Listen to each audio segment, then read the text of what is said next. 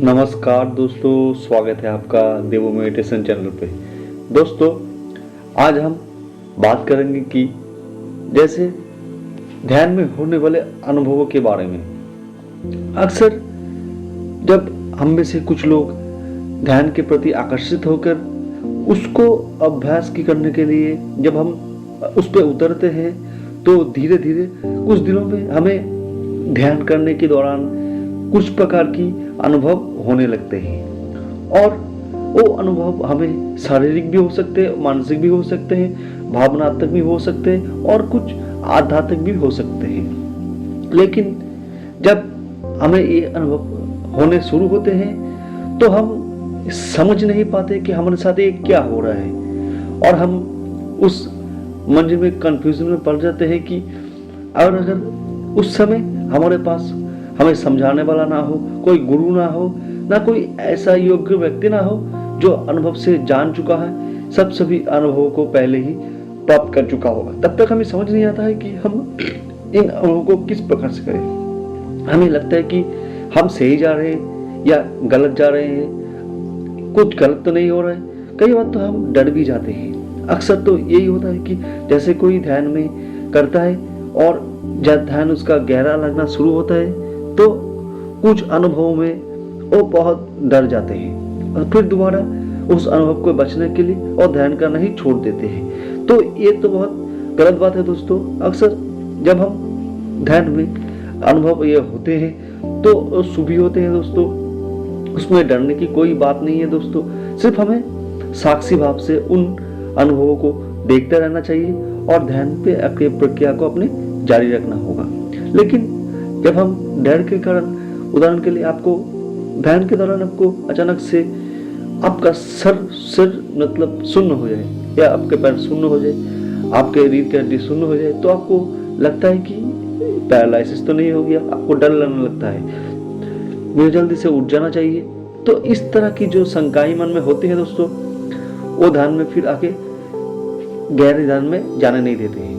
तो दोबारा व्यक्ति डरता है तो ध्यान ही करना ही छोड़ देते हैं। तो ये नुकसान हो जाता है दोस्तों कि इस तरह की। इसलिए हम आपको बात करेंगे कि अगर आपको कोई ऐसे अनुभव हो तो कैसे आप लोग इस अनुभव को समझें, ताकि आपको ध्यान बीच में छोड़ना ना पड़े, करना ना पड़े। कई तो यह पर कल्पना कर सकते हैं कि अपना मृत्यु ही ना हो जाए। दोस्तों, ध्यान एक प्रकार की मृत्यु ही है, लेकिन एक मन की होती है, शरीर की नहीं होती है। तो उन सभी को चीज़ों को आज हम समझेंगे। ऐसे ही सिचुएशन आ जाए तो आपको क्या करना चाहिए।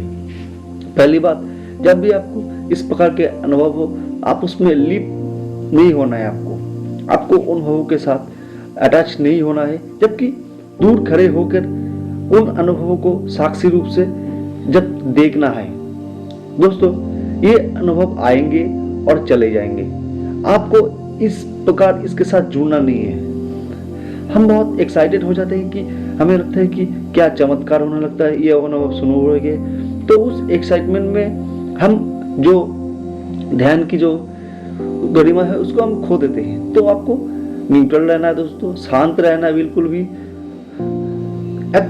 दोस्तों, हमें ये इसलिए होते हैं कि थोड़ा आपको इसके बारे में समझ आएगी। जब हम ध्यान करना शुरू करते हैं तो हमारा मन जब शांत होना शुरू होते हैं तो हमारे सिर के अंदर कई प्रकार की केमिकल रिएक्शन होते हैं, रासायनिक परिवर्तन जिसको बोलते हैं। हमारे हार्मोन्स चेंज होते हैं, हमारे ब्रेन हार्मोन चेंज होते हैं। तो उन चेंजिंग के कारण, परिवर्तन के कारण हमें शरीर में विभिन्न प्रकार की प्रकाश दिखाई देना, कुछ स्वर सुनाई देना, कुछ मतलब अनुभव, केमिकल रिएक्शन जो होता है ऐसे ध्यान की तरह मतलब होता है। दूसरी बात दोस्तों, ध्यान में बैठते हैं तो ध्यान करने से पहले प्राणायाम करते हैं। तो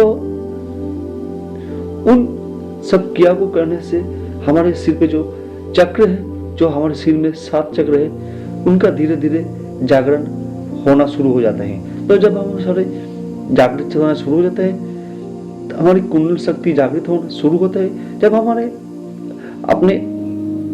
हमारे जो लाइफ फोर्स इंक्रीज होना शुरू होते हैं, तब हमारे सिर में हमें अनुभव होना शुरू होते हैं, क्योंकि शरीर में परिवर्तन हो रहा है दोस्तों। उन परिवर्तनों के कारण हमें ये अनुभव शुरू हुआ है। और कई बार तो कुछ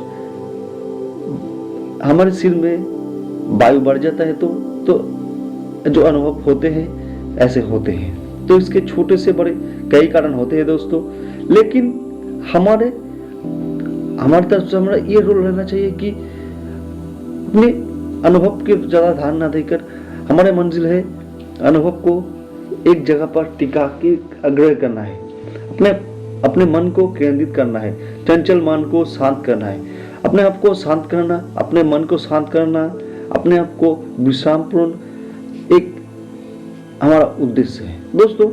ये हमारी मंजिल है कि अपने आप को शांत करें। जब हम शांत करने के सफर में आगे बढ़ते हैं तो हमारा ध्यान यही रहना चाहिए कि हम दिन प्रतिदिन आपको शांत करें और तनाव से अपने दूर करें। और इस दौरान जो अनुभव आपको आए तो न्यूट्रल होकर एक स्थिर होकर आपको देखना है, उसमें हम अपने आप को उलझाए ना।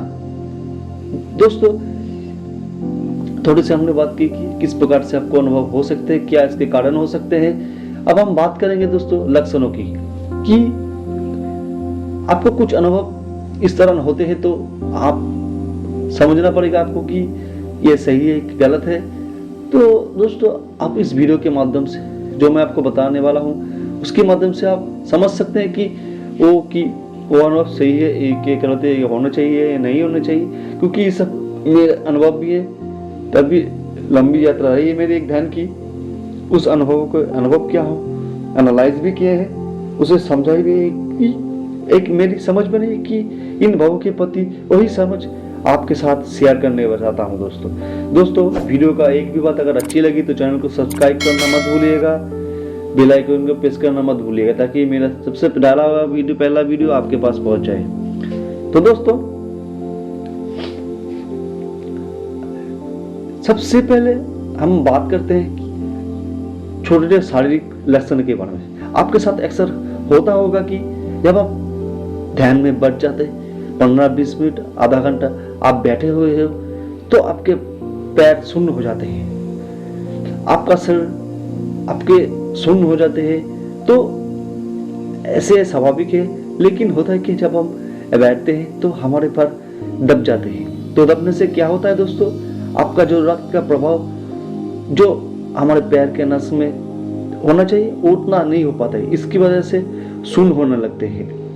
तो एक स्वाभाविक स्थिति है। इस स्थिति के इसके लिए आप ये कर सकते हैं, जब भी आप ध्यान में बैठे 5-10 मिनट पहले थोड़ा सा एक्सरसाइज कर ले, ताकि अपने लेग्स को वार्म अप कर लिए, बटरफ्लाई कर ले। तो ऐसा करने पर आपकी जो बॉडी वार्म अप होगी तो आपकी बैठेंगे जब तब लंबी देर तक आप बैठ सकते हैं। लेकिन एक शारीरिक सामान्य कारण मैंने आपको बताया, पैर शून्य क्यों हो जाते हैं, ये एक शुभ लक्षण भी है। शुभ लक्षण कैसे है दोस्तों, जब आप ध्यान में बैठते हैं तो हमारी जो सिर की जो ऊर्जा है धीरे धीरे ऊपर की ओर उठनी शुरू हो जाती है। प्राण ऊर्जा ऊर्ध्व गति करने लगती है। जब हमारी प्राण ऊर्जा ऊर्ध्व गति करने लगती है, जब हमारा नीचे का जो शरीर है वो ऊर्जा से विहीन होने लगता है, उसमें ऊर्जा की कमी आने लगती है। तो ज्यादातर ऊर्जा की हमारे आगे चक्र से खींच लेता है, हमारा सिर खींच लेता है। तो नीचे की जो सिर है उतना ऑक्सीजन नहीं रहता, ब्लड की भी जरूरत रहती है, वो निष्क्रिय अवस्था में होती है। तो निष्क्रिय अपने से देखा होगा कि जब आप रात को सोए होते तो एक लंबे टाइम पे आप तभी आपका सिर शून्य हो जाता है, क्योंकि उसकी ऑक्सीजन की जरूरत नहीं है। ऐसे ही जब हम ध्यान में बैठते सेटिंग करते हैं लंबे टाइम के लिए, तो हमारे प्राणों की जब ऊर्जा होती है उठना ऊपर शुरू होती है तो अपने नीचे का शरीर शून्य होने लगता है। तो ये मैंने आपको फ्लोर बॉडी की मैंने बात की है। लेकिन जब आप ध्यान में गहरे प्रवेश के जाते हैं तो आप महसूस करेंगे कि धीरे धीरे पहले आपके पैर, फिर टांगे, फिर पेट, फिर कमर, फिर चेहरा, फिर सर, धीरे धीरे आपको पूरा शरीर शून्य होने लगेगा। केवल आपको एक टाइम ऐसा अनुभव होने लगेगा जैसे आपका पूरा शरीर शून्य हो गया और अब आपको लगेगा कि कुछ शरीर नहीं है। तो इस बहुत शुभ लक्षण है दोस्तों। प्रभाव से आप शरीर की बांध से मुक्त हो रहे हैं और सूक्ष्म शरीर, ऊर्जा शरीर में आप प्रवेश कर रहे हैं। तो ऐसा कभी आपको अगर महसूस हुआ है तो उसे शुभ मानिए दोस्तों, उसे होने दे। नेक्स्ट जो है दोस्तों, उसके बाद कई बार होता है ऐसी, जब हम ध्यान में बैठते हैं तो 5 मिनट के बाद हमें नींद आने लगती है। ये भी एक शुभ लक्षण है, तरह की एक रुकावट है, लेकिन फिर भी ये एक शुभ लक्षण है। वो कैसे दोस्तों, जैसे ही हम ध्यान में बैठते हैं तो हमें हल्की फुल्की नींद आती है, जब झपके आने लगते हैं तो इसका मतलब है कि शांत होना शुरू हो जाते हैं। लेकिन क्योंकि हमारे मन को आदत नहीं है कि शांति की, उसे तो एक ही शांति पता है। जैसे ही हम रात को सोते हैं, लेटते हैं, तो हमारा मन शांत होने लगता है और सो जाता है। मन को यही पता है कि आप शांत हो रहे, आपके सोने की टाइम आ गया है, तो अपना वही अनुभव दोहराने लगता है, हमें सुनाने लगता है। ये उनकी भाषा में कहता है तो ये एक तंद्रा की मतलब जो होते हैं, ना तो आपको इस अवस्था में सोए थे, ना तो आप जागते हैं, एक बीच की स्थिति में आप आ जाते हैं। लेकिन फिर भी एक अच्छी स्थिति है दोस्तों। और धीरे धीरे जैसे जैसे आप इसके ऊपर बढ़ते जाएंगे तो आप उसके गहरे प्रवेश कर जाएंगे दोस्तों। लेकिन मेरा कहने का यही तात्पर्य है कि ध्यान में अगर आपको कहीं भी नींद आ जाती है तो आपका ध्यान का प्रयास थोड़ा कम कर देना है। अभी हमारे मन को आदत नहीं है शांत अवस्था को अनुभव करने के लिए, इसीलिए आपको सुला रहा है, आपका सोना का टाइम आ गया है दोस्तों। इसके अलावा कभी आपके साथ यह होता है कि ध्यान में बैठे बैठे अचानक आपका सिर ठंडा हो या फिर गर्म हो जाए, इतना ठंडा हो जाए कि मतलब गर्मी में भी ऐसे आपको ठंड लगे। ऐसे होता है दोस्तों, आपका सर इतना गर्म हो जाता है क्योंकि आपको पसीने आ रहे हैं।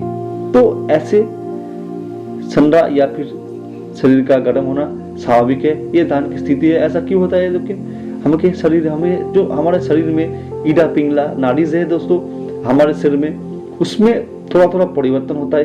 कई बार हमारे शरीर के अंदर ईडा नाड़ी है, जो ठंडी नाड़ी है, वो बहुत ज्यादा एक्टिवेट हो जाता है। कई बार पिंगला नाड़ी जो गर्म नाड़ी है वो कई बार बहुत ज्यादा एक्टिव हो जाते हैं। जब पिंगला नाड़ी बहुत ज्यादा एक्टिव हो जाते हैं तो आपका सर ठंडा होने लगता है। और कई बार जब आपकी पिंगला नाड़ी जब बहुत ज्यादा एक्टिवेट हो जाता है तो ठंडा लगना शुरू हो जाता है। मौसम में से चेंज होता है दोस्तों। नाड़ियों के परिवर्तन के कारण हमारा शरीर ऐसा अनुभव करती है। ऐसा शरीर जान के करता है कि क्योंकि आपके अंदर टॉक्सिन्स होते हैं आपके अंदर, जैसे कि ध्यान में आप प्रवेश करते हैं तो अपने आप को शुद्ध करता है ताकि ध्यान की ऊर्जा को आगे बढ़ने में कोई बाधा ना हो। तो ऊर्जा ठंडा हुआ बहुत ज्यादा इसीलिए कर जाता है कि दोस्तों ताकि शरीर की अधिक ठंडक अधिक केंद्रीय में ऑक्सीजन खत्म हो जाएंगे तो वो अपनी ऊर्जा को भर देंगे। इससे आपको चिंता नहीं करनी है, ये सब स्वाभाविक है दोस्तों। कई बार आपको ध्यान में बैठे बैठे झटके लग सकते हैं दोस्तों, या आपको शरीर में झटके लगने के साथ साथ आपका शरीर बैठे बैठे चल सकता है, अपने एकदम से ऊपर की ओर उछलने के लिए झटके लग जाए। तो ऐसी कोई भी स्थिति बने, इसका कारण है उसका आपके शरीर में ऊर्जा अचानक से उठ गई है दोस्तों। अचानक से हमारे शरीर में ऊर्जा उठती है तो झटके के रूप में कई लक्षित होती है। ये भी एक शुभ संकेत है दोस्तों।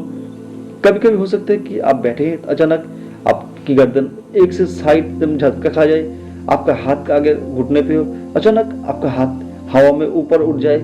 और कई बार तो ऐसा होता है कि दोस्तों आपका पूरा शरीर ही हवा में झटका खा के ऊपर विस्फोट की तरह उड़ जा रहा है। तो जब बस बहुत ज्यादा विस्फोट होता है तो पूरा हमारा शरीर भी झटका खा सकता है। तो ये भी एक शुभ लक्षण है दोस्तों। इस प्रकार की आपके शरीर में झटके आ गया, शरीर उछलता है या फिर आपका शरीर कई बार डोलने लगता है तो आप आगे पीछे जोर जोर से दौड़ने लगते हैं, तो या फिर ऐसा होता है दोस्तों ऐसे लक्षणों के ऊपर ध्यान ना दे। आप जो कर रहे हैं वो अच्छी चीज है, आपको रेगुलर ही करना चाहिए। तो दोस्तों यही था आज का वीडियो का जो मेरा वक्तव्य बोलने का तरीका था। अगर वीडियो पसंद आए तो वीडियो को एक लाइक कीजिएगा, हमारे चैनल को सब्सक्राइब कीजिएगा, कमेंट में करना मत भूलिएगा। थैंक यू दोस्तों।